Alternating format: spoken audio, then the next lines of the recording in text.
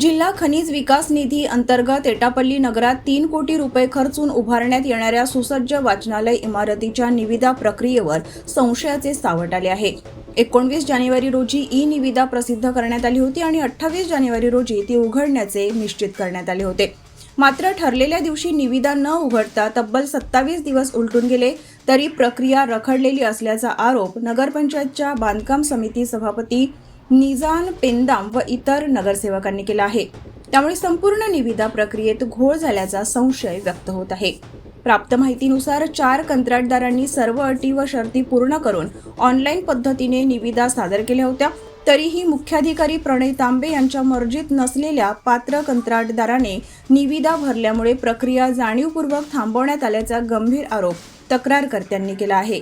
विशिष्ट कंत्राटदाराला लाभ मिळवून देण्याच्या हेतूने ही कारवाई करण्यात आल्याचा संशय व्यक्त होत असून ही कृती बेकायदेशीर व सार्वजनिक निधीच्या हिताविरुद्ध असल्याचे म्हटले जात आहे।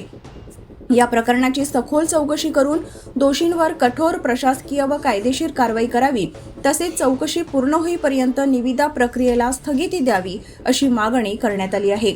अन्यथा काँग्रेस पक्षाच्या वतीने आंदोलन छेडण्याचा इशारा देण्यात आला आहे। दरम्यान मुख्याधिकारी प्रणय तांबे यांच्याशी संपर्क साधण्याचा प्रयत्न करण्यात आला असता त्यांनी कॉल स्वीकारला नाही। लोकराज्य टीव्ही न्यूज, आनंद हागावकर, जिल्हा प्रतिनिधी, गडचिरोली।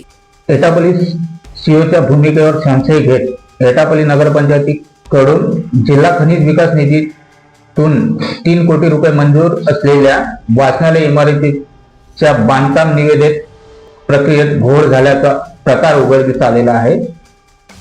एटापल्ली नगरपंचायतचे बांधकाम सभापती आपल्यासोबत जुळलेले आहेत, निजाम पेंदाम। त्यांच्याकडून जाणून घेऊया की या संपूर्ण निविदा प्रक्रियेचं नेमकं सविस्तर अशी माहिती जाणून घेऊ। मी नगरपंचायत बांधकाम सभापती निजाम पेंदाम। जिल्हा खनिज विकास निधीचे 3 कोटीचे वाचनालय मंजूर आहे। निविदा 20 जानेवारीला प्रकाशित केली आहे। 27 जानेवारी 26ला परत फॉर्म स्वीकारण्याची अंतिम तारीख होती। 28 जानेवारी निविदा उघडण्याची तारीख होती।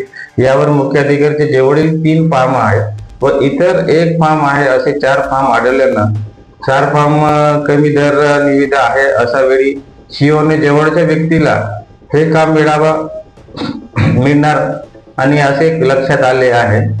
सदर निविदा 1 महिन्यापासून उघडण्यात टाळाटाळ करत आहे व मी जिल्हाधिकारीकडे गडचिरोली व खासदार साहेबांना तक्रार नोंद केली आहे। याच्यावर सविस्तर काय चर्चा होईल त्याला मागता येईल। मग यावर समोरची भूमिका काय असणार तुमची? आमची समोरची भूमिका राहील असा काँग्रेसच्या वतीने तीव्र आंदोलन उभारण्यात येईल अशी आमची भूमिका करण्यात येईल। हे होते बांधकाम सभापती निजाम पेंदाम। मी लोकराज्य न्यूज करिता आनंद हागावकर, एटापल्ली, गडचिरोली।